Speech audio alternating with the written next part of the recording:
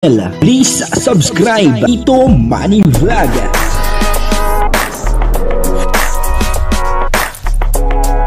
Payagan po si Tito Manny Vlog na mag-reactor para pambiling gamot sa kanya pong karamdaman. Wala man siyang records ng ng awayan. Yung po si Joy Diwata ay merong nabago.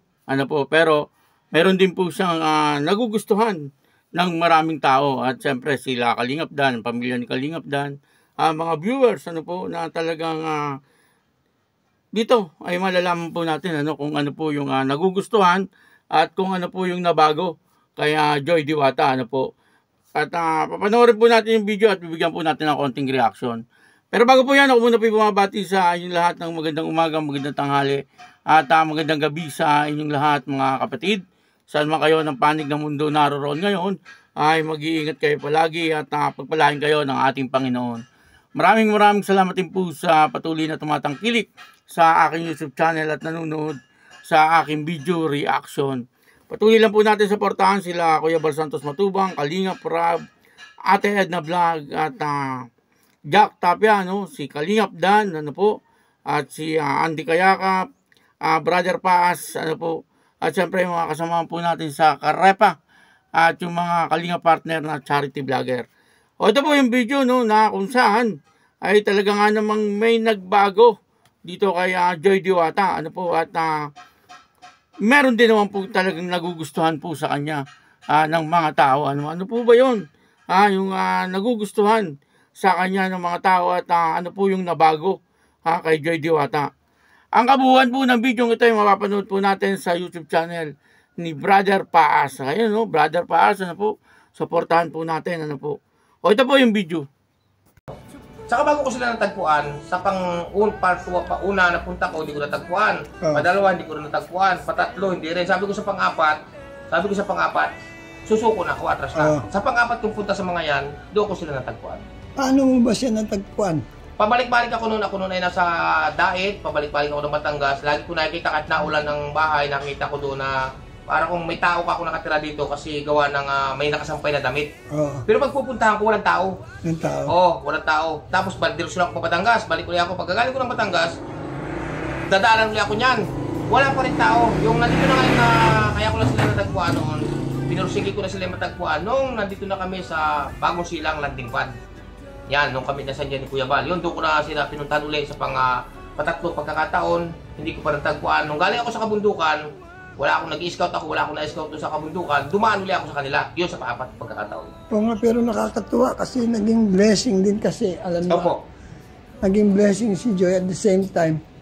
Ngayon, nakakagulat kasi may bahay na, nakakatulog na kayo ng maayos, may konting negosyo, kailangan lang sinupin, linangin, para lumago. At the same time, yung hindi nakakalimot yung taong naging dahilan ng yun pa Kuya Brother Paas ang isang magandang sinabi na hindi nakakalimot kasi itong mga ito, sina Nanay Milda, sina Joy Diwata, nung na-scout ko sila, kung anong ugali nila nung araw sila na-scout ko, ganun pa rin sila ngayon. Praise God, hindi lang sa lahat yan, hindi pa rin sa ganung bagay, ganito pa yan, hindi nagkaroon sila ng bahay, hindi sila nag-isa sabihin, maganda ng bahay namin, magmamalaki kami, hindi. Kung ano sila noon, saka ngayon, yun pa rin sila. Walang pinagbago. Ang pinagbago lang, Kuya Brother Paas, ay lalong gumanda si Joy Diwata.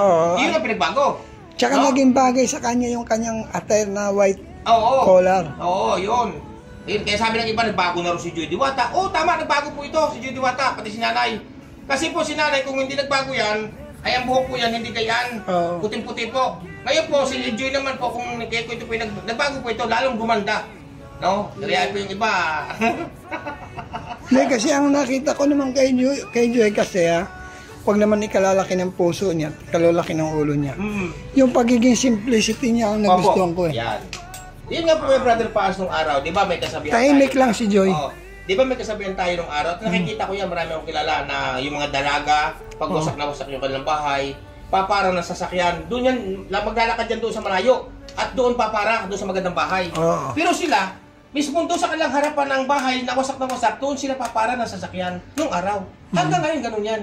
Di ba? Kung ang tao ay nagbago at kung ang tao ay maarte, ay hindi pupunta rito na ganitong klase. Oo nga, di ba? Mga kababayan, ganyan po si Joy Diwata. Sa video po ito makikita po natin na dumalaw po si Andy Kayakap at si Joy Diwata, ganoon din po si Nanay Imelda doon po sa bahay ni Brother Paas. Sa ngayon ay may sakit si Brother Paas at isama po natin sa panalangin itong si Brother Paas. Kahapon ay pinapanood po ako sa kanyang in-upload niya na inabot po siya ng panghihina. Talaga namang hinang-hina po siya. At doon po nakita po natin na pinananalangin po siya noong kanyang pastor at hinilot din po siya. Kaya asama po natin sa panalangin itong si Brother Paas, at kung pwede suportahan po natin yung kanyang YouTube channel. Kung di man po tayo makatulong sa kanya sa financial na pangangailangan, ay asama na lang po natin siya sa panalangin, at ganoon din po ay panoorin po natin yung kanyang ina-upload sa kanyang YouTube channel, upang sa ganoon ay magkaroon po siya ng malaking revenue para sa kanyang mga pangangailangan. At dito nga po ay na-interview ni Brother Paas itong si Andy Kayakap.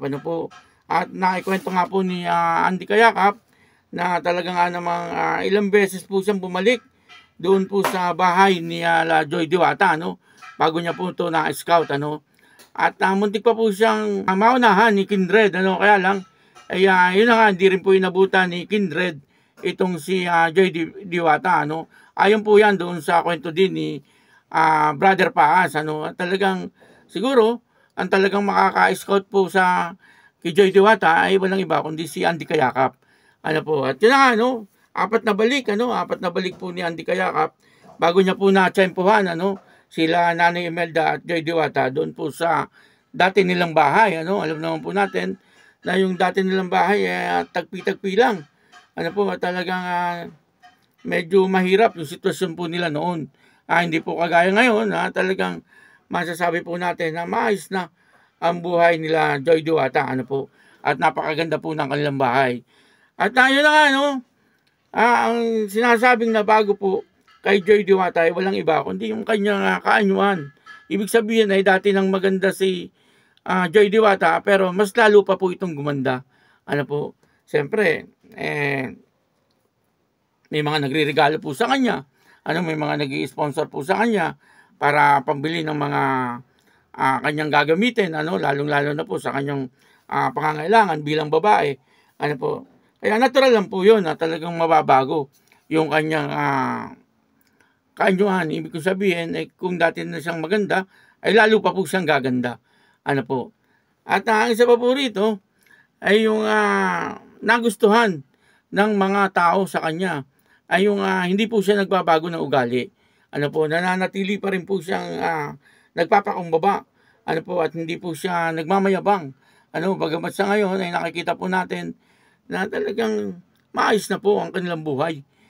Pero nandun pa rin na talagang kung ano po yung ugali nila noon, ay hanggang sa ngayon ay ganun pa rin ang kanilang pag-uugali. Walang pagbabago. At yan po ay pinatunayan ni Andy Kayakap. Katunayan nga daw po niyan noon, pagka ito pong sila Joy Diwata ay pumapara ng sasakyan, hindi po yan hindi po siya umaalis doon sa tapat nilang ng kanilang bahay. Yung bahay naman po nila dati, alam naman po natin na talagang medyo sira na po talaga yung bahay nila dati, pero hindi po nila ikinahihiya na doon po sila nakatira. Bagamat nakikita po natin yung magkakapatid ay may mga itsura, pero hindi po sila nahihiya kung ano po ang katayuan nila sa buhay. At hanggang sa ngayon ay nananatili po yung ugali ni Joy Diwata na siya po ay palagi nagpapakumbaba.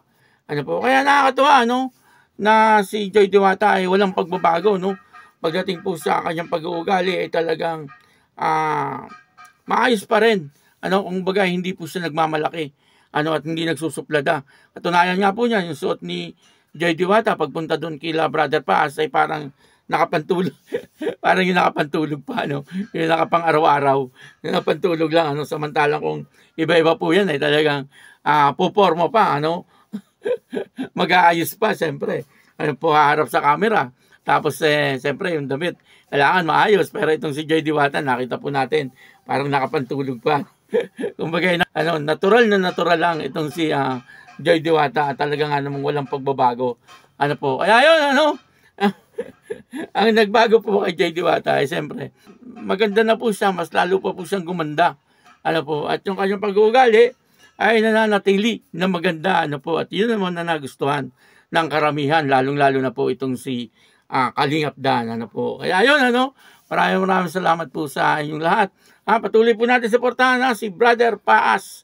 Ano po, suportahan po natin si Brother Paas at isama rin po natin sa panalangin upang sa ganoon ay gumaling po siya ng lubusan doon po sa kanyang sakit na nararamdaman. Ano po, ganoon din po si Andy Kayakap, ano po, at siyempre si Kalingap Rab, si Kuya Bal, at si Ate Edna. Ano po, ako po si Tito Manny Vlog na nagsasabing God bless you all. Diyos mabalos.